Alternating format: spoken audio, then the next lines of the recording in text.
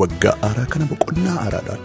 albeema farfataa aqinoo dhimmaa irra yeroo galataa yeroon faaruu amma jechuun itti fufuu hin jedhamu jedha. Faarfataa aqinoo dhimmaa kanaan dura albeemota faarfannaa guutuu fi albeemota faarfannaa viidiyoodhaan saba keenya biraan kan ga'e yommuu ta'u, ammas immoo waggaa aaraa kanatti albeema isaa aaraan yooman faarfadhee xumure sichaan faarfadha jechuun mata duree itti fufeen jira jechuun albeema ajaa'ibaa qabatee dhufeera. Maarreegaa dhangaan ajaa'ibaa kana fulbaana 13 bara 2016 waldaa guutuu wangeela Saasuusiitti waan eebbifamuuf hirmaattuu eebba kan akka taataniif kabajaan isin affeerreerra. Guyyaa kanatti konsertii faarfannaa guddaa faarfattoota Waaqayyoo bara keenya keessatti dhibeenuuf kaaseen akkasumas faarfataa aqinoo dhimmaa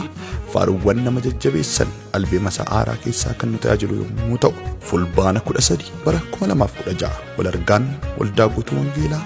Saasuusiitti ta'a. Sifa chobesa, Galata go, Sina Buddhisa, Galata go, Galata Buddha, Galata go, I think I'm the